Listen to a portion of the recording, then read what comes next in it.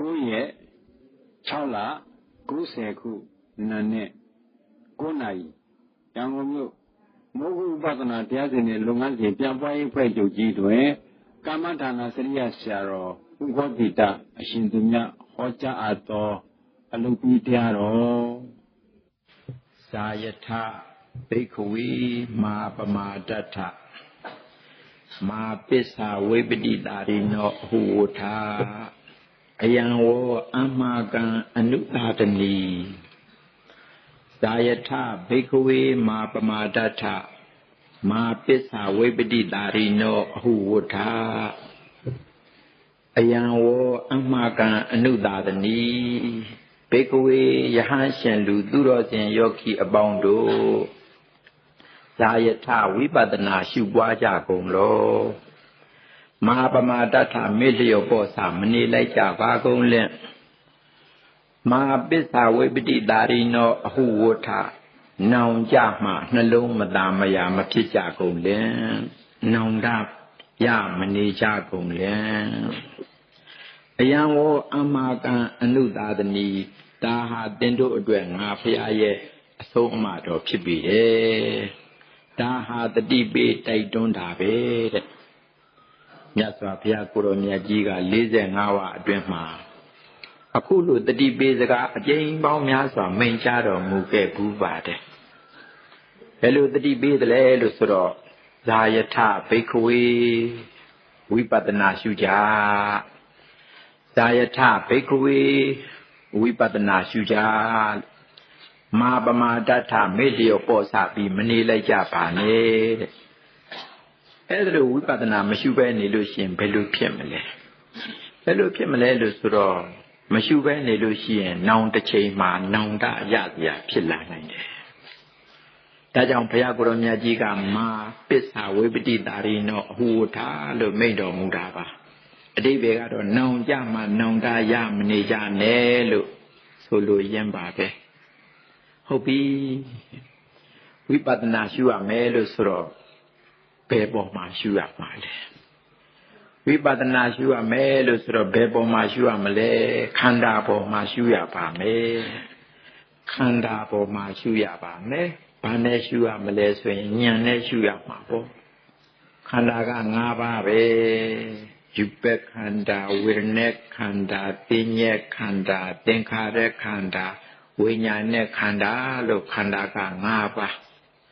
အဲ့ဒီခန္ဓာ5ပါးတဲ့ကကြက်ရာတပါးပါးကိုရွေးပြီးတော့ရှုရမှာကြက်ရာကိုယ်ရိုက်နဲ့လိုက်တဲ့တပါးပါးကိုရွေးပြီးတော့ရှုရမှာအကုန်လုံး5ပါးလုံးပြုံးရှုရမှာမဟုတ်ပါဘူး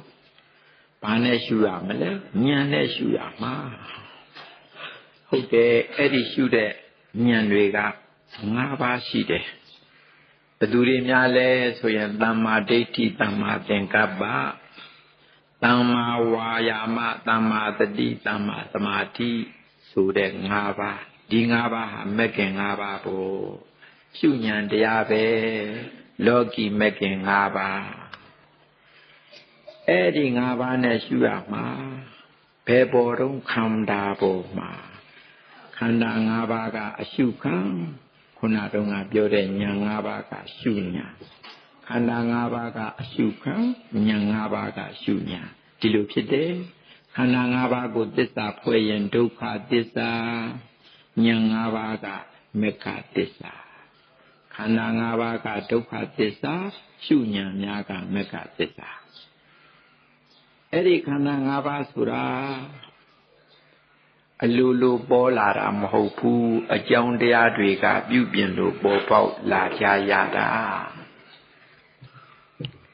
ခန္ဓာ5ပါးရှိတဲ့အ내ပထမဆုံးဖြစ်တဲ့ယူပခန္ဓာပေါ်ပေါက်လာတာဟာကံစိတ်ဥဒုအာဟာရဆိုတဲ့အကြောင်းတရား4ရပ်ကပြုပြင်လို့ပေါ်ပေါက်လာရတာကျန်တဲ့ဝေဒနာခန္ဓာသင်္ညေခန္ဓာသင်္ခါရခန္ဓာဝိညာဉ်နဲ့ခန္ဓာဆိုတဲ့နာမ်ခန္ဓာ4ပါးကြတော့အာယုန်နဲ့ဓာရကပြုပြင်လို့ပေါ်ပေါက်ပြီးတော့လာကြရတာဒီတော့ခန္ဓာ5ပါးလုံးဟာသူများကပြုပြင်လို့ကိုယ်ကဖြစ်လာရတာဆိုတော့အပြုအပြင်ခံရတဲ့တရားတွေခ ခန္ဓာ၅ပါးလုံးဟာအပြုအပြင်ခံရတဲ့တရားတွေဒါကိုစာလို့ပြောတော့သင်္ခါရတရားသင်္ခါရဆိုတာအပြုအပြင်ခံရတဲ့တရားလို့ဒီလိုအဓိပ္ပာယ်ရပါတယ်အခုခန္ဓာ၅ပါးလုံးဟာအပြုအပြင်ခံရတဲ့ဘက်ကပြုပြင်တတ်တဲ့အကြောင်းတရားတွေရှိတယ်အဲ့ဒီအကြောင်းတရားတွေကပြုပြင်လိုက်လို့ပေါ်ပေါက်ပြီးတော့လာကြရတာဆိုတော့ခန္ဓာ၅ပါးလုံးဟာအပြုအပြင်ခံရတဲ့တရားဒါကိုစာလို့ပြောတော့သင်္ခါရတရားသင်္ခါရတရားသင်္ခါရဆိုတာတခါတလေကျတော့ပြုပြင်တတ်တဲ့နေရာမှာသုံးတာအခုဒီနေရာမှာကျတော့အပြုအပြင်ခံရတဲ့နေရာမှာသုံးတယ်အပြုအပြင်ခံရတဲ့တရားတွေကိုသင်္ခါရတရားဒီမှာဆိုရင်ခန္ဓာ၅ပါးလုံးဟာအပြုအပြင်ခံရတဲ့တရားတွေပေါ့ကံတေဥတုအာဟာရဆိုတဲ့အကြောင်းတရား၄ပါးရဲ့အာယုံရဲ့ဓွာရရဲ့ဆိုတဲ့အကြောင်းတရားတွေရဲ့အဲ့ဒီအကြောင်းတရားတွေကပြုပြင်လိုက်လို့ပေါ်ပေါက်ပြီးတော့လာကြရတဲ့တရားတွေဆိုတော့သူများပြုပြင်လို့ပေါ်ပေါက်လာရတဲ့တရားတွေဒါကြောင့်သင်္ခါရတရားတွေလို့ခေါ်ပါတယ်အဲ့ဒီသင်္ခါရတရားတွေဟာမမြဲကြပါဘူးအဲ့ဒီသင်္ခါရတရားခန္ဓာ၅ပါးအကုန်လုံးမမြဲကြပါဘူးအဲ့ဒါကိုမြတ်စွာဘုရားကသဗ္ဗေသင်္ခါရအနိစ္စလို့ဟောတော်မူပါတယ်သဗ္ဗေသင်္ခါရတရားတွေအကုန်လုံးအနိစ္စမမြဲကြဘူးသင်္ခါရတရားတွေအကုန်လုံးဆိုတော့ခန္ဓာ၅ပါးအကုန်လုံးမမြဲကြဘူးလို့ဘုရားကိုယ်တော်မြတ်ကြီးပြောတယ်သင်္ခါရတရားတွေအကုန်လုံးမမြဲကြဘူးလို့ဆိုပါတယ်ဒီတော့ဒီသဗ္ဗေသင်္ခါရအနိစ္စဆိုတဲ့စာပိုက်ကဘာပြသလဲဆိုရင်အရှုခံတရားတွေကိုဖော်ပြတာသဗ္ဗေသင်္ခါရတရားတွေအကုန်လုံးသွားခန္ဓာ၅ပါးအကုန်လုံးအနိစ္စမမြဲကြဘူးဒီစကားရက်တွေကဘာကိုပြောသလဲဆိုရင်အရှုခံတရားတွေကိုပြောတာအရှုခံတရားတွေဖော်ပြတာအရှုခံရမယ့်ဘက်ကတရားတွေဟာခန္ဓာ၅ပါးလို့ပြောတာအဲ့ဒီအရှုခံတရားတွေဟာမမြဲကြပါဘူးတဲ့ဒါပြောနေပြီသဗ္ဗေသင်္ခါရအနိစ္စတိယတာပညာယပတ္တိအဲ့ဒီမမြဲတဲ့သင်္ခါရသဘောတရားတွေကိုပညာဉာဏ်ဖြင့်ရှု၏ဒီယတာပညာယပတ္တိဆိုတာကရှုဉာဏ်တရားတွေကိုဖော်ပြတာပညာယဉာဏ်ပညာဖြင့်ပညာယဝိပဿနာဉာဏ်ပညာဖြင့်ပတ္တိရှု၏ဆိုတာရှုဉာဏ်တရားတွေကိုပြောတာအဲ့ဒီမှာကိုပဲအရှုခံတရားနဲ့ရှုဉာဏ်များပထမစာပိုက်ကအရှုခံတရားတွေကိုပြောတယ်ဒုတိယစာပိုက်ကရှုဉာဏ်တရားများကိုပြောတာယတာပညာယပတ္တိပညာဉာဏ်ဖြင့်စိုက်ပြီးတော့ကြည့်ပေးပါတဲ့ဉာဏ်ပညာဖြင့်အရှုခံတရားတွေပေါ်မှာစိုက်ကြည့်ပေးပါတဲ့အဲ့ဒါလိုကြည့်လိုက်တဲ့အခါမှာယတာအကျင့်အခါ၌ပညာယဝိပဿနာဉာဏ်ပညာဖြင့်ပတ္တိဖြစ်ပျက်တွေကိုတွေ့၏ကိုယ်အရှုခံတရားခန္ဓာ၅ပါးအဲ့ဒီထဲကဆက်ရတစ်ပါးပါးကိုရွေးပြီးတော့ဉာဏ်ပညာနဲ့ကြည့်လိုက်တဲ့အခါအဖြစ်အပျက်ကလေးတွေတွေ့လာပါလိမ့်မယ်ဒါပြောတာပတ္တိအဖြစ်အပျက်ကလေးတွေကိုတွေ့၏သမာဓိထူထောင်ပြီးတော့ခန္ဓာပေါ်မှာပညာနဲ့သာစိုက်ကြည့်နေစမ်းပါဖြစ်ပျက်ကလေးတွေကိုတွေ့လာမှာပဲတိုင်းတာကြည့်နေစမ်းပါအရှုခံတရားတွေပေါ်မှာရှုဉာဏ်ကလေးများနဲ့တိုက်ပြီးတော့ဒါကြည့်နေဖြစ်ပျက်ကလေးတွေတွေ့လာမယ်ခန္ဓာကိုယ်ကြီးကမြဲမှမမြဲပဲအဲ့ဒါကိုတိုက်ပြီးတော့ကြည့်တော့မမြဲတာကိုတွေ့လာရမှာပေါ့ဉာဏ်နဲ့သာတိုက်ကြည့်နေစမ်းပါမမြဲတာတွေ့လာရမှာပဲအဲ့ဒီမမြဲတဲ့ခန္ဓာကိုယ်ဖောက်ပြန်တဲ့ခန္ဓာကိုယ်ကြီးလို့ဆိုတော့ဖောက်ပြန်တာဟာဘယ်လိုလဲမမြဲတဲ့သဘောတရားကလေးတွေတွေ့လာမယ်ဖောက်ပြန်တဲ့သဘောတရားကလေးတွေတွေ့လာမယ်ဆိုတာဘယ်လိုဟာလဲတိုက်တာကြည့်နေစမ်းပါခုနာကယာဒီနာကနာခုနာကကျင်းဒီနာကကိုက်ခုနာကခဲဒီနာကညောင်းအဲ့ဒါလိုအစရှိတဲ့ဖြင့်ဖ ဖောက်ပြန်မှုကလေးတွေပြလာမှာအဲ့ဒီပြလာတာကိုတွေ့လာရမှာဧကမုတ်ချတွေ့လာရမှာပဲခန္ဓာကြီးကဒီသဘောလေးတွေပြလာမှာပဲပြလာမှာပဲရှုတဲ့အခါကျတော့ခန္ဓာ၅ပါးကြီးလုံးပေါ်ကိုပြုံးပြီးရှုရမှာမဟုတ်ဘူး၅ပါးလုံးပေါ်ပြုံးပြီးရှုရမှာမဟုတ်ပါဘူးတစ်ခုခုရွေးရှုရမှာကိုယ်နဲ့ကြိုက်တဲ့ခန္ဓာရွေးရှုရမှာရုပ်နဲ့လိုက်တဲ့သူကရုပ်ယူပခန္ဓာကိုရွေးရှု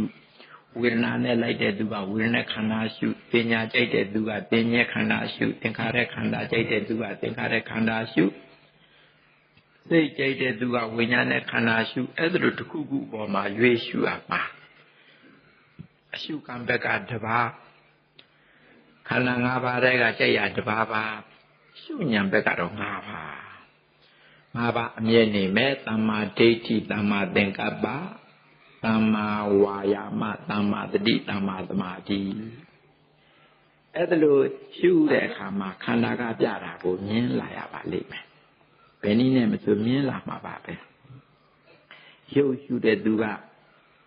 ရုပ်ရဲ့ဖောက်ပြန်မှုကိုမြင်လာလိမ့်မယ်ရုပ်တရားတွေကမမြဲပဲတစ်ဖွဲဖွဲတည်းတဲ့အစ်စ်အောင်ကြောင်းလွဲဖောက်ပြန်နေတာတွေကိုတွေ့လာပါမယ်ဒီတော့ရုပ်ရှုတဲ့သူကရုပ်ကိုမမြင်တော့ဘူးပြောင်းလဲဖောက်ပြန်တာတွေကိုမြင်လာရပါမယ်ရုပ်ကိုတွေ့နေုံနဲ့တော့ဖြင့်ရှုရမရောက်သေးပါဘူးရုပ်ကိုမတွေ့ပဲရုပ်ရဲ့ပြောင်းလဲဖောက်ပြန်တာတွေကိုတွေ့လာရမယ်ဒီအစစ်ရောက်မှအမှန်ပါအပြောင်းလဲဖြစ်လာတာတွေကိုမြင်လာတဲ့အစစ်ရောက်မှခန္ဓာကိုယ်ကပြတယ်လို့ဆိုနိုင်ပါတယ်ရိုးရိုးခန္ဓာကြီးကိုမြင်နေရုံနဲ့တော့ဖြင့်ဝိပဿနာမဟုတ်သေးပါဘူးဒါကြောင့်ခန္ဓာ၅ပါးနဲ့ရုပ်ရှုတဲ့သူကရုပ်ကိုတွေ့နေရုံနဲ့မလုံလောက်သေးဘူးရုပ်ရဲ့အဖြစ်အပျက်အပြောင်းအလဲဖောက်ပြန်နေတာဒီကိုမြင်လာတဲ့အစဉ်ရောက်မှဒါခန္ဓာကပြတာကိုမြင်တယ်လို့ဆိုနိုင်ပါတယ်အလားတူပဲဝေဒနာရှုတဲ့သူကလည်းဒီအတိုင်းပဲဝေဒနာတွေကိုယ်ခန္ဓာထဲမှာဒုက္ခဝေဒနာဒုက္ခဝေဒနာဥပေက္ခဝေဒနာ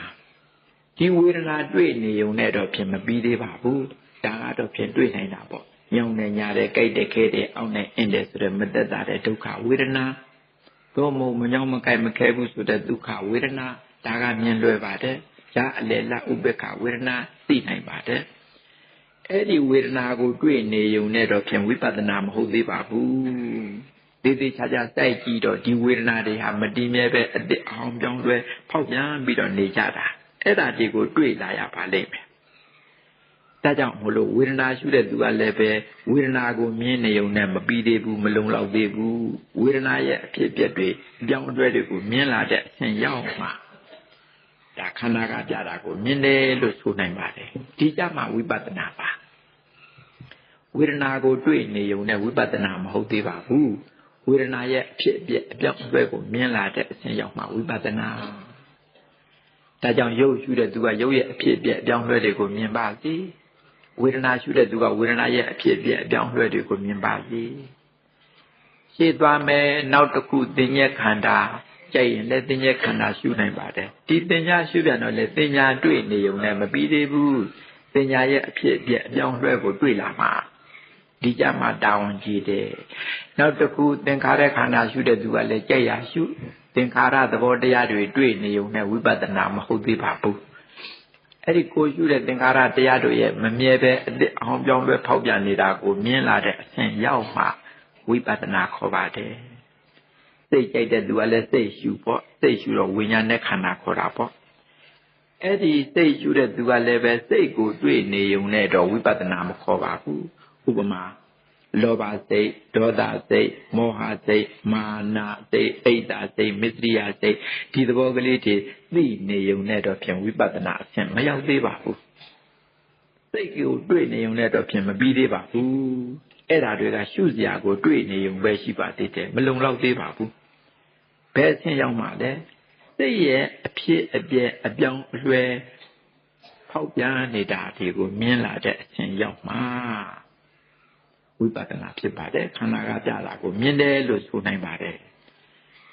ဒါကိုပေါင်းပြောမယ်ဆိုရင်ခန္ဓာ၅ပါးကအရှုခံတရားအဲ့ဒီခန္ဓာ၅ပါးကြီးကိုတွေ့နေုံနဲ့မပြီးသေးဘူးခန္ဓာ၅ပါးရဲ့အဖြစ်အပျက်အပြောင်းလဲကိုတွေ့လာတဲ့အဆင့်ရောက်မှဝ ဝိပဿနာခေါ်တာပါဒါကြောင့်အပြောင်းအလဲအဖောက်ပြန်ကလေးတွေကိုမြင်သိတဲ့အောင်ရှုရမှာအဲ့ဒါလို့အရှုခံတရားသင်္ခါရများကိုရှုဉာဏ်များနဲ့ရှုတဲ့အခါမှာတခါတလေအရှုခံတရားတွေကမထင်ရှားဘူးဖြစ်နေပါလိမ့်မယ်အဲ့ဒါလို့အရှုခံတရားတွေကပြတာကိုထင်ထင်ရှားရှားဉာဏ်နဲ့မတွေ့ဘူးဖြစ်နေလို့ရှိရင်ဘာလုပ်မလဲမူလအိမ်တွေကိုပဲပြန်ကပ်ပြီးတော့အာနာပါနလုပ်နေပါတဲ့ဝင်လေသိထွက်လေသိခန္ဓာကြီးကတော့ပြနေတာပဲပြပေမဲ့လို့ထင်ထင်ရှားရှားဉာဏ်နဲ့မတွေ့ဘူးဆိုလို့ရှိရင်သမာဓိပြန်ထူထောင်တဲ့အနေနဲ့မူလအိမ်တွေဝင်လေဖြစ်အောင်စိတ်တဲ့ဝင်လေဖြစ်အောင်လုပ်တဲ့စိတ်ထွက်လေဖြစ်အောင်လုပ်တဲ့စိတ်ဒါကိုပဲပြန်ပြီးတော့ကြည်အာနာပါနပြန်လုပ်နေဝင်လေသိထွက်လေသိမူလနေရာပဲပြန်ထိုင်အလုပ်လုပ်အဲ့ဒါလိုလုပ်လိုက်တဲ့အခါစိတ်ကလေးတွေငြိမ်းပြီးသမာဓိတည်လာမှာပေါ့သမာဓိတည်လာလို့ရှိရင်ဉာဏ်ဝင်လာပြီဝင်လာရင်အဲ့ဒီဉာဏ်နဲ့မြင်ပြီမမြင်တဲ့အခါမှာခန္ဓာကိုယ်ကထင်ထင်ရှားရှားပြတဲ့အခါပြလို့မမြင်တဲ့အခါမျိုးမှာအခုလိုအိမ်တွေပြန်ကပ်ရမှာရပြီဆိုရင်တော့အဲ့ဒီပြတဲ့ဥစ္စာကိုဉာဏ်နဲ့ကြည့်ယတအကျင့်အခါ၌ယတအကျင့်ခန္ဓာကိုယ်ကအနိစ္စပြတဲ့အခါ၌ပညာယဝိပဿနာဉာဏ်ပညာဖြင့်ပတ္တိမလွတ်အောင်ကြည့်ပေမိအောင်ဖန်ပေရှုပေအဲ့ဒါလိုပညာနဲ့အကျင့်ဖန်များစွာကြည့်ကြရမှာအရှုခံတရားပေါ်မှာရှုဉာဏ်များနဲ့အကျင့်ဖန်များစွာကြည့်ရမှာဘယ်လောက်ကြာအောင်ကြည့်ရမလဲလို့ဆိုတော့အထနိဗ္ဗိတတိဒုက္ခေတဲ့ငြင်းငွေလာသည့်တိုင်အောင်ကြည့်ပြရမယ်အထနိဗ္ဗိတတိဒုက္ခေသူ့အစဉ်ကလေးတိုင်ပြထားတာငြင်းငွေလာသည့်တိုင်အောင်ကြိမ်ဖန်များစွာအရှုခံတရားတွေပေါ်မှာရှုဉာဏ်များနဲ့ကြည့်ပေးပါအထထို့သို့ကြိမ်ဖန်များစွာရှုသောအခါတွင်ဒုက္ခေသင်္ခါရတရားမမြဲတဲ့ဒုက္ခသစ္စာတရားတွေအပေါ်၌နိဗ္ဗိတတိငြင်းငွေလာတော့ဤဖြစ်ပျက်တွေကိုရှုပါများပြီးတော့လာလို့ရှိရင်ငြင်းငွေလာပါမယ်တဲ့ဒါဖြစ်စဉ်ကလေးကိုပြတာပဲစောစောပိုင်းမှာဖြစ်ပျက်မြင်အောင်ရှုရမယ်အလယ်ပိုင်းကျတော့ဖြစ်ပျက်တွေမုန်းလာရမယ်မုန်းလာအောင်ရှုရမယ်လို့အစဉ်ကလေးပြတာပဲတရားရှုတဲ့ပုဂ္ဂိုလ်တွေဖြစ်လာရမယ်အစီအစဉ်ကလေးကိုဘုရားကိုယ်တော်မြတ်ကြီးကဟောမိန့်တာပဲငြင်းငွေလာသည့်တိုင်အောင်ရှုပါငြင်းငွေတယ်ဆိုတာစိတ်ပြတ်တာမဟုတ်ပါဘူးတဲ့စိတ်ညစ်တာလည်းမဟုတ်ပါဘူးစိတ်ကကြီးကြီးလင်းလင်းပါပဲတဲ့ဟိုတုန်းကတော့နားမလဲခင်တုန်းကဒီရုပ်ဒီနာတွေအပေါ်မှာတွေ့တာခဲ့တယ်ခင်မင်ခဲ့တယ်မမောခဲ့တယ်အခုတော့ဉာဏ်နဲ့ကြည့်လို့အဖြစ်ပြက်တွေကြည့်မြင်လာတဲ့အခါကျတော့တွေ့တာစရာမဟုတ်ပါပဲကလားခင်မင်စရာမဟုတ်ပါပဲကလားမျက်နှာစရာမဟုတ်ပါပဲကလားလို့သိလာတာဖြစ်ပြက်တွေပဲလက်သတတ်တော့တွေ့တာစရာမဟုတ်ပါပဲကလားအမှန်တိုင်းသိလာတော့ဖြစ်ပြက်တွေပဲယုတ်တန်တွေကအဖြစ်ပြက်တွေပဲပြောင်းလဲနေတာပဲအဲ့ဒါလိုအမှန်တိုင်းသိလာလို့ညင်းငွေလာတာတွေ့တာစရာမဟုတ်ပါပဲကလားလို့သိလာတာဒါဟာဉာဏ်ကြီးကြီးလင်းလင်းနဲ့သိလာတာပါပဲအဲ့ဒါလိုညင်းငွေလာတဲ့အဆင့်ရောက်အောင်ရှုပါညင်းငွေလာလည်းပဲဆက်ရှုညင်းငွေလာလည်းဆက်ရှုပူ၍ကောင်းလာတဲ့အဆင့်မြင့်လာတဲ့အဲ့ဒါလိုနဲ့လွဲတန်တာလည်းဆက်ရှုရှုပါများလာတော့တဖြည်းဖြည်းညာအားကောင်းလာမယ်ဉာဏ်တွေရင့်လာပါမယ်လွဲတန်တာနဲ့သာဆက်ရှုပါအဲ့ဒါလိုရှုလာတဲ့အခါမှာဉာဏ်တွေရင့်တန်လာပါလိမ့်မယ်တဖြည်းဖြည်းမဲ့အစ်ရဖို့နီးကပ်လာပါလိမ့်မယ်ဒီလိုလုပ်နေတာဟာမဲ့အစ်အမှန်ရဖို့အတွက်လမ်းမှန်ပဲဣဒမေကောဝိတုဒ္ဓိယတဲ့ဣဒဤသောဤလမ်းစဉ်သည်ဝိတုဒ္ဓိယကိလေသာစင်ကြဲတဲ့နိဗ္ဗာန်ကိုရဖို့အကျိုးမှာမကောလမ်းဖြောင်းလမ်းမှန်ပေသည်ဒီလမ်းစဉ်ဟာမဲ့အစ်ရဖို့အတွက်လမ်းမှန်ပါပဲတဲ့နိဗ္ဗာန်ကိုမျက်မှောက်ပြုနိုင်တဲ့မကောလမ်းမှန်ပြီပဲနိဗ္ဗာန်ကိုမျက်မှောက်ပြုနိုင်တဲ့မဲ့စစ်ပေါ်လာနိုင်တယ်တဲ့လောကုတ္တရာမဲ့ပေါ်လာနိုင်တယ်လို့ပြောတာပေါ့ စောစောတော့ငါဖြစ်ပြတွေမြင်ဖြစ်ပြတွေမုံဆိုတော့ငါလောကီမဲ့အဲ့ဒီလောကီမဲ့ကိုအထထအမှန်အခုလိုပွားနေတာဟာမက်စစ်ပေါ်လာဖို့ရမကောလမ်းဖြောင်းလမ်းမှန်ပဲအဲ့ဒါလိုရင်ကျက်လာမြင့်တက်လာလဲဆက်ရှုနောက်တော့တဖြည်းဖြည်းညာဟာကျင့်တန်ပြီးတော့မက်စစ်ဆိုတာဝင်လာပြီးတော့နိဗ္ဗာန်ကိုမျက်မှောက်ပြုနိုင်တဲ့အဆင့်ရောက်လာပါမယ်တဲ့ဒီမှာဒီနေရာမြို့မှာမိလိန်တာမင်းကြီးကမေးလို့ရှင်နာကသိန်းကဖြေကြားထားတဲ့အခန်းလေးတစ်ခုရှိပါတယ်မိလိန်တာမင်းကြီးကတရားအလုပ်အထုတ်တဲ့ပုဂ္ဂိုလ်ကြီးဘယ်လိုမက်ဝင်လာတယ်လဲဗျာဘယ်လိုကူးပြောင်းသွားတာလဲဗျာဆိုတာနဲ့ပတ်သက်ပြီးတော့ယဟန္တာအရှင်မြတ်အရှင်နာကသိန်းမတိကဖြေကြားပါတယ်ဘယ်နဲ့ဖြေကြားထားတော့ဆိုတော့တတ္တတံစိတ်တံအပရာပရံမနတိကရောတောဥပ္ပါဒံအတိတ်ကမိတဝါအနုပ္ပါဒံအောက်ကမတိအပရာပရံတပြောင်းပြန်ဝါအဖန်ပန်အထထမနတိကရောတောနှလုံးသွင်းသောယောတတ္တထိုယောဂီပုဂ္ဂိုလ်ဤတံစိတ်တံထိုစိတ်သည်ဝါထိုစိတ်နှင့်ရှင်တဲ့ဉာဏ်ပညာသည်ဥပ္ပါဒံအတိတ်ကမိတဝါအဖြစ်ကိုကျော်လွန်၍အနုပ္ပါဒံအောက်ကမတိမဖြစ်မပြတ်တဲ့နေဘက်သို့တက်ဝင်သွားတော့၏စောစောပိုင်းမှာယောဂီပုဂ္ဂိုလ်ဟာကိုရှုနေတဲ့အရှုခံတရားပေါ်မှာအဖြစ်အပျက်တွေမြင်နေတယ်အဖြစ်အပျက်တွေကိုကိုယ်ဉာဏ်နဲ့မြင်ပြီးတော့နေတယ်ဉာဏ်ကလောကီမဂ်ခင်၅ပါးဒါနဲ့မြင်နေတယ်နောက်ဆက်ရှုပြန်တော့အဖြစ်အပျက်တွေမုံလာတယ်ဒါလည်း၅ပါးပဲဉာဏ်၅ပါးနဲ့မဂ်ခင်၅ပါးနဲ့မြင်နေခြင်းပဲမုံနေခြင်းပဲဆက်ရှုရှုပါများလာတဲ့ခါကျတော့နောက်ဆုံးဥပ္ပါဒံအတိတ်ကမိတဝါဖြတ်ခနဲ့အဖြစ်အပျက်တွေမြင်နေရကအဖြစ်အပျက်တွေကိုကြော်လွန်ပြီးတော့အနုပ္ပါဒံအောက်ကမတိမဖြစ်မပြတ်တဲ့ဘက်ကိုသက်ဝင်သွားတယ်မဖြစ်မပြတ်တဲ့ဘက်ကိုဉာဏ်ကလှည့်သွားတယ်ဒီလိုအရှင်နာဂတိမတိမြတ်ကဖြေကြားပါတယ်မဖြစ်မပြတ်တဲ့ဘက်ကိုဉာဏ်ကသက်ဝင်သွားပါတယ်လှည့်သွားပါတယ်အစတုန်းကတော့အဖြစ်အပျက်တွေဘက်ကိုဉာဏ်ကမြင်နေတာလှည့်နေတာဖြတ်ခနဲ့ဉာဏ်ကယဉ်လာတော့ဒီဉာဏ်ဟာမဖြစ်မပြတ်တဲ့ဘက်ကိုလဲသွားတယ်ဒီတော့ခန္ဓာကိုယ်ကြီးဘေးကနေကြည့်ရင်တော့ငုတ်တုတ်ကြီးထိုင်နေတာမြင်နေရတာပဲငုတ်တုတ်ကြီးရှိနေတယ်ခန္ဓာကြီးမှာရှိနေလို့ရှိရင်စက္ကမလားမိနစ်မလားတလဇာသူ့အတူဖြစ်ပြနေမဲ့သူကလည်းဖြစ်ပြနေမှာပဲအဲ့ဒီဖြစ်ပြနေတာကိုစောစောပိုင်းတော့သူ့ဉာဏ်အားရှိသလောက်ဒီလောက်ပဲမြင်ရတာဆိုတော့ဒီအဖြစ်ပြက်တွေကိုဉာဏ်နဲ့မြင်နေပါတယ်တဲ့မဂ်ခင်၅ပါးနဲ့မြင်နေပါတယ်အဲ့လိုမြင်နေရင်ကနောက်ဆုံးဖြတ်နဲ့ဖြစ်ပြက်တွေအဖြစ်အပျက်တွေကိုမမြင်တော့ဘူးသူ့ကိုတွန်းခွာလိုက်တယ်လို့ဖြစ်ပြီးတော့ဉာဏ်ကမဖြစ်မပြတ်တာဘက်ကိုလဲနေတယ်မဖြစ်မပြတ်တာနဲ့တဲ့နေပါတယ်တဲ့ဖြစ်တာတော့သူ့ဟာသူဖြစ်ပြနေမှာပဲဘေးကနေကြည့်ဟိုမှာငုတ်တုတ်ကြီးထိုင်နေတာခန္ဓာရှိတယ်ခန္ဓာကြီးတစ်ခုလုံးပြောက်သွားတာမဟုတ်ဘူးအဲ့ဒီခန္ဓာကြီးမှာရှိရင်သူ့ဟာသူစက္ကမလားမိနစ်မလားတလဇတ်ဖြစ်ပြနေမှာပဲသို့တော့ဉာဏ်ကအဲ့ဒီဘက်ကိုမလှည့်ဘူးအဲ့ဒီဘက်ကိုအာယုံမပြုဘူးမဖြစ်မပြတ်တဲ့ဘက်ကိုလှည့်ပြီးတော့မဖြစ်မပြတ်တာဘက်ကိုအာယုံပြုနေတယ်တဲ့အဲ့ဒီမဖြစ်မပြတ်တာဆိုတာဘာလဲသိကြည့်တော့និရောဓသစ္စာစောစောတုန်းကဖြစ်ပြနေတာကဒုက္ခသစ္စာအခုမဖြစ်မပြတ်ဖက်နေတဲ့သဘောကនិရောဓသစ္စာအဲ့ဒါဘက်ကိုဉာဏ်ကလှည့်နေတယ်ဒီတော့ဉာဏ်ဟာនិရောဓသစ္စာနဲ့တဲ့နေတယ်လို့ပြောရမှာនិရောဓသစ္စာကသူကအာယုအဲ့ဒီပဲတဲ့ပြီးတော့နေတဲ့ဉာဏ်ကအာရမဏိကခေါ်တာပေါ့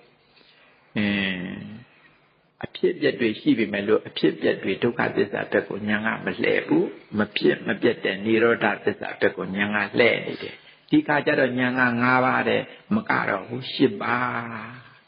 သမ္မာဝါစာသမ္မာကမ္မန္တသမ္မာအာဇီဝ သီလမက်ကင်3ပါးပါဝင်လာပြီးတော့7ပါးအဲ့ဒီ7ပါးနဲ့မဖြစ်မပြတ်တာနဲ့တဲ့နေတယ်သောတော့က5ပါးနဲ့ဖြစ်တာပြတ်တာနဲ့တဲ့တယ်ဖြစ်တာပြတ်တာဖြစ်တဲ့ပြတ်တဲ့ဒုက္ခသစ္စာနဲ့လောကီမက်ကင်5ပါးနဲ့တဲ့တယ်အခုမဖြစ်မပြတ်တဲ့និရောဓသစ္စာနဲ့လောကုတ္တရာမက်ကင်7ပါးနဲ့တဲ့သွားတယ်အဲ့ဒါလို့တဲ့သွားခြင်းတဲ့အရှင်နာဂတိမထေရမြတ်ကဖြေကြားပါတယ်အဲ့ဒါလို့ပထမဆုံးတစ်ချိန်မဖြစ်မပြတ်တာကိုမြင်လိုက်တာမဲ့ညာဖြစ်မြင်ခြင်းပဲမဲ့ညာပြီးလို့ရှိရင်ဖိုးညာဆိုပြီးတော့မဲ့ပြီးဖိုး